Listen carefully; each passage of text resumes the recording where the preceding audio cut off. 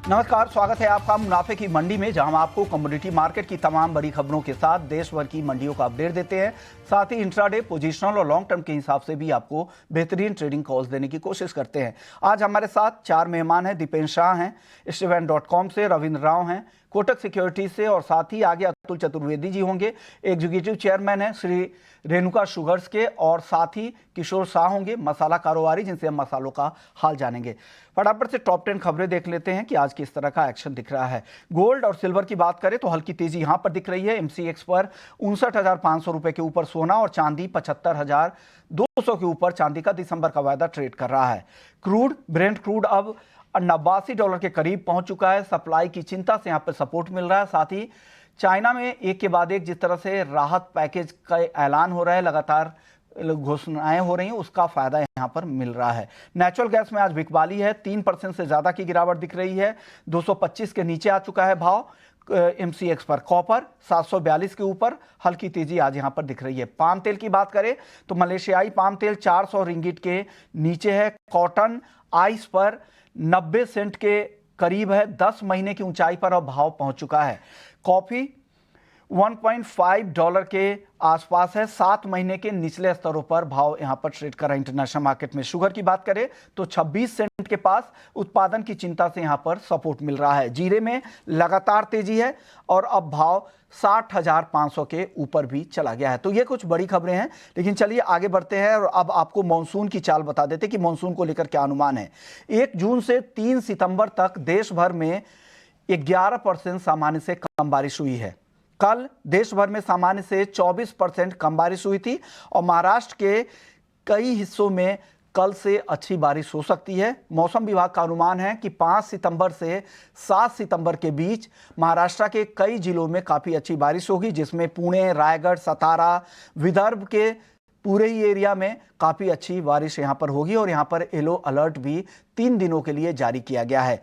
सितंबर में ओवरऑल भी देश भर के लिए मौसम विभाग को सामान्य मानसून का अनुमान है। अब किन राज्यों में कम बारिश हुई है वो आंकड़े एक बार आपको बता देते हैं। तो अब तक सामान्य से कम बारिश हुई है केरल में 47% कम बारिश, झारखंड में 38%, बिहार में 27% कम बारिश, और यूपी में जो डेफिसिट है वो बढ़कर अब 19% हो चुकी है। तो कुछ अहम अपडेट आपके लिए है।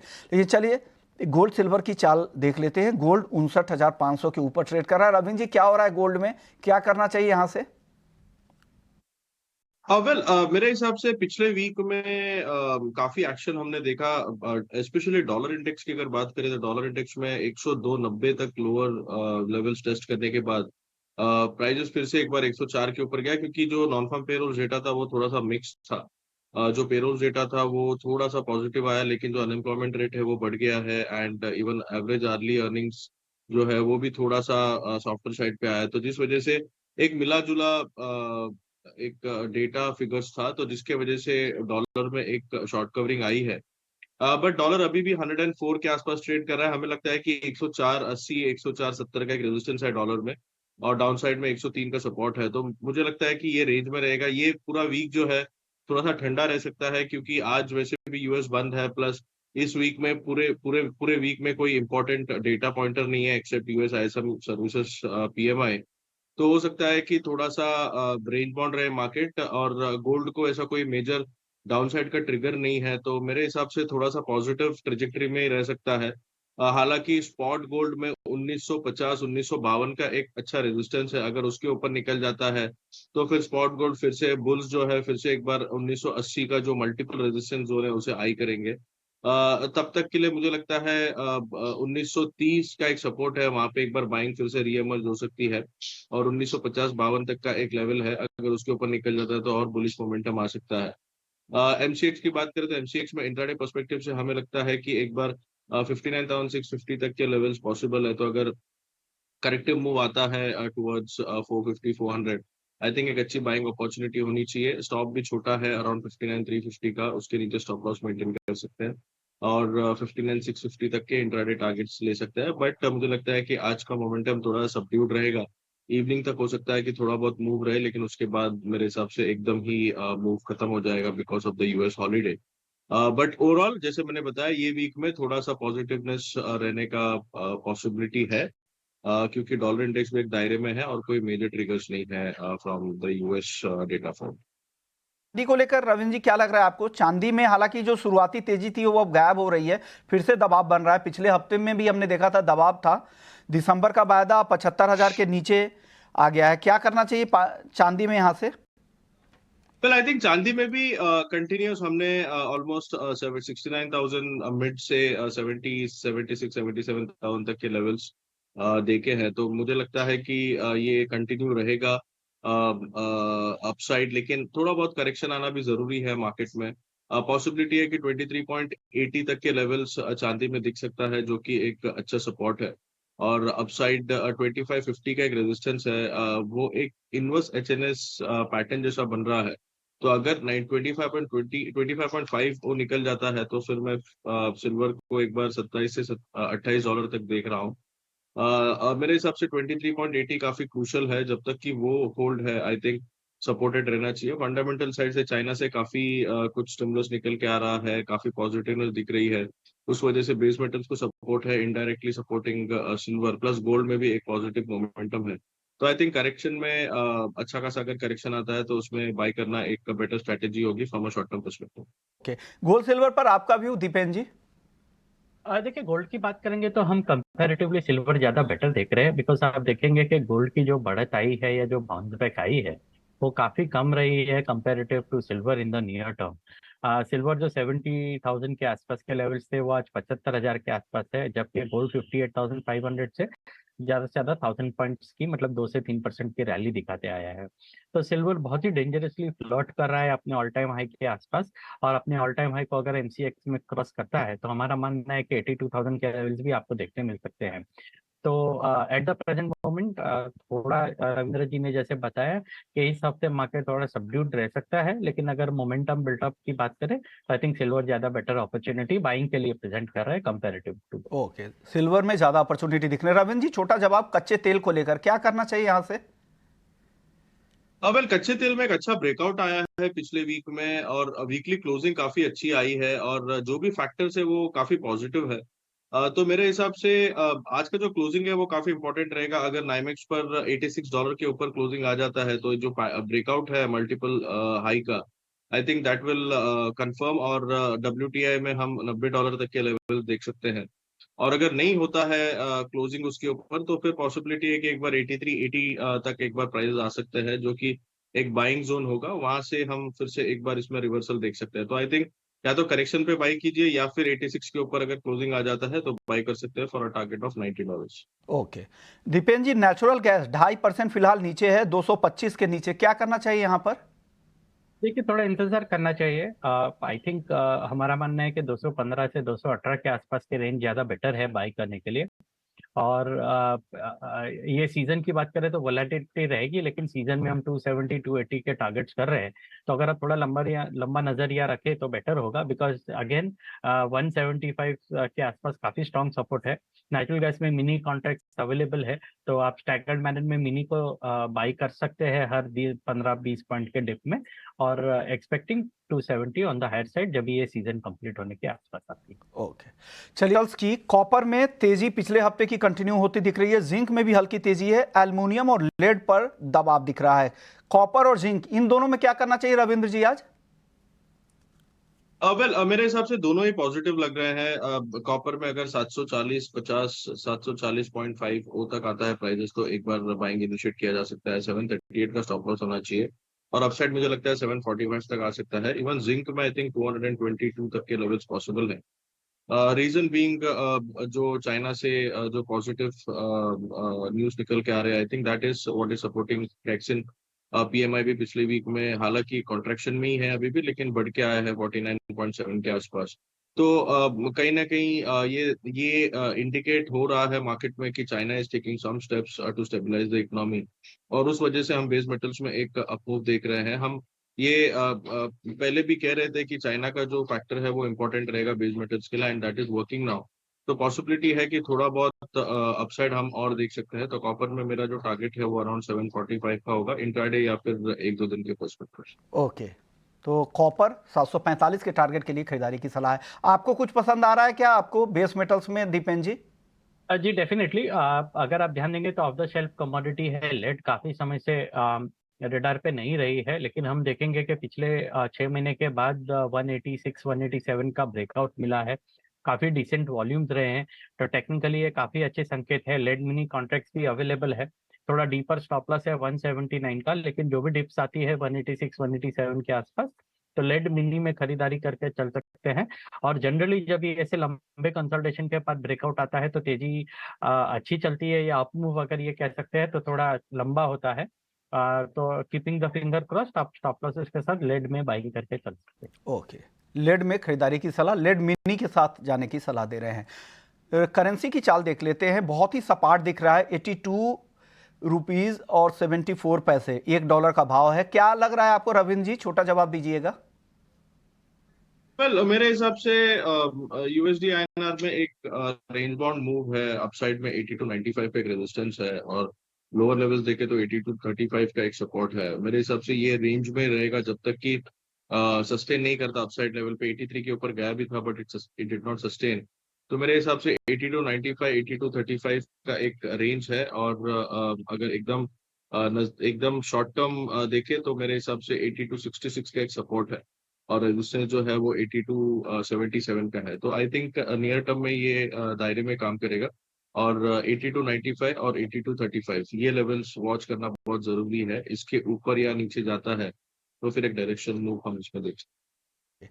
चलिए अब बात कर लेते हैं शुगर सेक्टर को लेकर, क्योंकि दो अहम खबर आ रही है। एक तो ये है कि यूपी में गन्ने की स्टेट एडवाइजरी जो प्राइस है वो बढ़ने की खबर आ रही है। एसएपी को 25 रुपए प्रति क्विंटल तक बढ़ाया जा सकता है। सोर्सेस से ये खबर आ रही है, अभी ऑफिशियल कुछ कंफर्मेशन नहीं आया है। और दूसरी खबर ये है कि लगातार दाम इंटरनेशनल मार्केट में बढ़ रहे हैं। जिस तरह से क्रूड के दाम बढ़े हैं उससे अब एथनॉल में इसका इस्तेमाल हो रहा है शुगर का, और साथ ही ब्लेंडिंग को लेकर, बायोफ्यूल में ब्लेंडिंग को लेकर अब फोकस बढ़ता जा रहा है और दाम भी बढ़ रहे हैं। जो शुगर बेस्ड जो एथनॉल है उसके दाम अब तेजी से बढ़ते जा रहे हैं। ब्राजील से भी इस तरह की खबर आ रही है। हमारे साथ अतुल चतुर्वेदी जी हैं, एग्जीक्यूटिव चेयरमैन है श्री रेणुका शुगर्स के। शुक्रिया सर, आपने वक्त दिया हमें। क्या लग रहा है सर, ये एसएपी बढ़ने की उम्मीद लग रही है क्या आपको यूपी में? देखिए विश्वनाथ जी, ये साल इलेक्शन का साल है, तो हम लोगों का अंदाज तो है कि थोड़ा बहुत दाम बढ़ेंगे। आज जो प्रेस की रिपोर्ट्स आ रही हैं कि 250 रुपए क्विंटल का बढ़ जाएगा, मैं समझता हूँ ये काफी ज्यादा रहेगा। हम लोगों का अंदाज था कि 150 रुपए के आसपास बढ़ना चाहिए, क्योंकि ये गन्ने वाले, मतलब यूपी गन्ने के हिसाब से काफी इम्पोर्टेंट प्रदेश है। बट अगर तो ये बढ़ता है, मान लीजिए खुदा न खास्ता 250 रुपए, तो मेरा मानना यह है कि हिंदुस्तान की शक्कर के दाम भी और बढ़ेंगे। और दूसरा, गवर्नमेंट को एथनॉल का दाम जो है ना, वो एटलीस्ट मिनिमम 4.5 से 5 रुपए प्रति लीटर बढ़ाना पड़ेगा। अदरवाइज एथनॉल बनने में थोड़ी तकलीफें आएंगी आने वाले नेक्स्ट ईयर में। और ये साल वैसे भी देखिए गन्ने के कंटेक्स्ट में बहुत अच्छा साल नहीं दिखाई दे रहा है। कर्नाटका और महाराष्ट्र में क्रॉप काफी कमजोर दिख रही है। यूपी में जहां तक है कि यूपी में क्रॉप ठीक ठाक है। तो मैं समझता हूँ अभी तक कंज्यूमर बहुत ज्यादा प्रोटेक्टेड रहा है। आने वाले दिनों में थोड़ा बहुत कंज्यूमर को भी इसका खामियाजा भुगतना पड़ेगा, लोअर क्रॉप का ओके और सर, हायर एसएपी का। ओके, हायर एसएपी और लोअर क्रॉप का कंज्यूमर पर भी इसका असर पड़ेगा। सर, मिलों को क्या नुकसान होगा? एमएसपी तो बढ़ नहीं रही है, हालांकि दाम तभी भी आप लोग बढ़ा रहे हैं। क्या लग रहा है मिलों पर कितना प्रेशर होगा? क्योंकि एक तो कंज्यूमर्स का भी उनको ही ख्याल रखना पड़ेगा सरकार के साथ साथ। तो ऐसे में क्या लग रहा है, मिलों के लिए रास्ता कैसा होगा आने वाला समय? नहीं, आने वाला रास्ता मिलों के लिए मैं समझता हूँ थोड़ा टफ तो रहेगा। बट मैं समझता हूँ कि अगर मिलों को गवर्नमेंट ने सपोर्ट नहीं दिया बाय वे ऑफ ये क्या नाम, एथनॉल का प्राइस इंक्रीज करने के उसमें, और शुगर के जो मिनिमम सेलिंग प्राइस इसको नहीं बढ़ाया, तो मैं समझता हूँ कहीं ना कहीं मिलें अगर कमजोर होंगी तो उसका सूनर और लेटर उसका इफेक्ट किसानों पे आएगा। तो मैं समझता हूँ ये गवर्नमेंट बहुत ही ज्यादा प्रोएक्टिव गवर्नमेंट है। ये कुछ ऐसा कदम शायद ना भी उठाए जिससे कि किसी भी सेक्टर को तकलीफ होगी। तो मैं समझता हूँ गवर्नमेंट इस तरफ डेफिनेटली सही एक्शंस लेगी। जिससे कि दाम भी थोड़े बढ़ेंगे और कंज्यूमर को, देखिए दुनिया में सब चीजें जब तेज हो चुकी हैं तो कंज्यूमर को कहीं ना कहीं उसके ऊपर भी तो बोझा आएगा। इन्फ्लेशन का इफेक्ट आज देखिए हर कमोडिटी पे हो गया है, क्या वो सब्जियां लीजिए, क्या वो तेल लीजिए, क्या वो कोई भी चीज लीजिए, पल्सेस लीजिए, तो शुगर अकेली कैसे उससे अछूती रह सकती है। सही बात कहा आपने। लेकिन सर अब इंटरनेशनल मार्केट में जिस एक गैप जो क्रिएट हो गया है, क्या उस गैप तक भी जाने की संभावना है? क्योंकि इंटरनेशनल मार्केट में 50 रुपए और यहाँ पे 35 रुपए, एक गैप तो है ही। तो क्या लग रहा है दाम 50 के ऊपर भी रिटेल में हिंदुस्तान में भी चले जाएंगे चीनी के भाव? नहीं, मैं आपको एक चीज थोड़ा क्लैरिफाई कर दूं। आज की तारीख में इंटरनेशनल मार्केट में ऑलमोस्ट 60 रुपए किलो का दाम है, जबकि हिंदुस्तान में 36-37 रुपए का ही दाम है।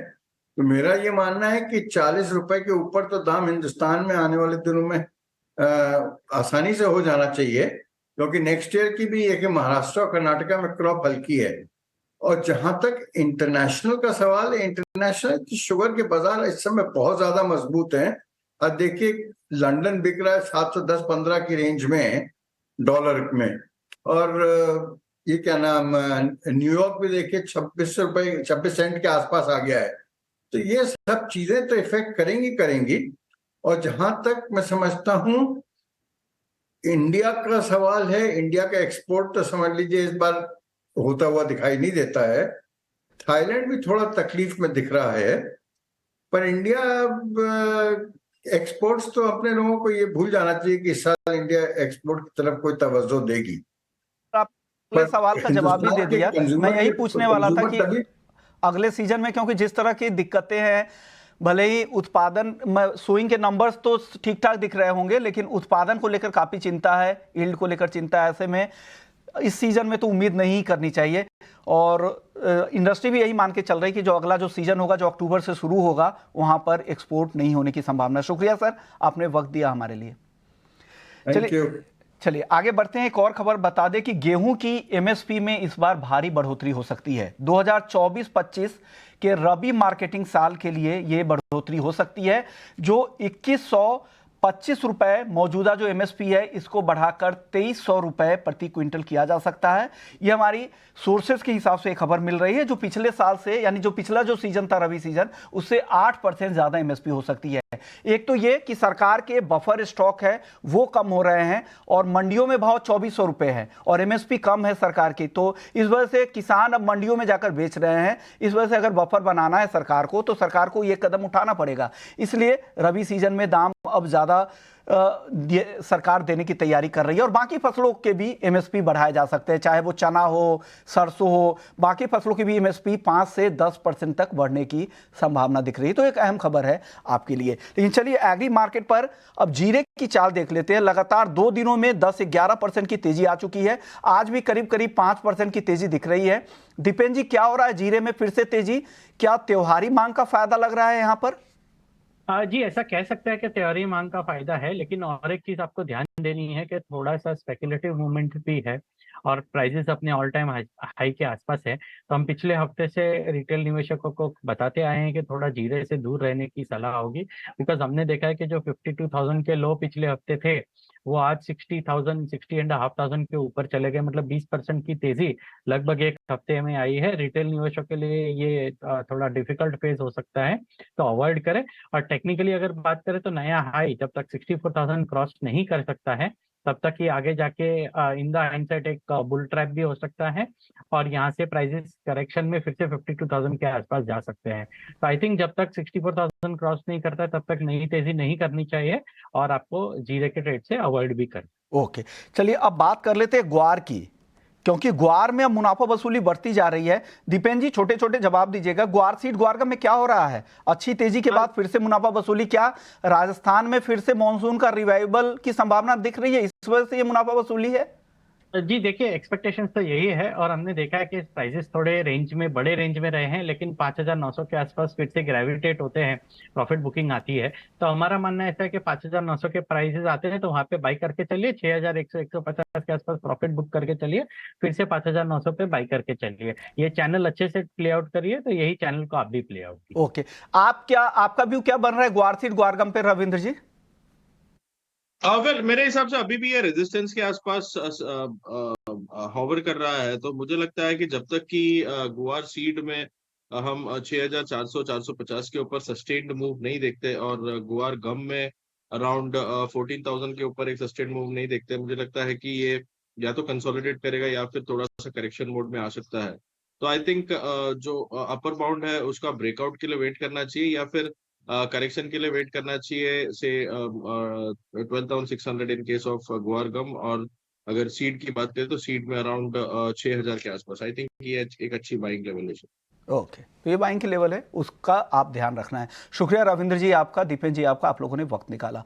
तो मुनाफे की मंडी में इतना ही, लेकिन बाकी खबरों के लिए आप बने रहिए ET Now स्वदेश के साथ।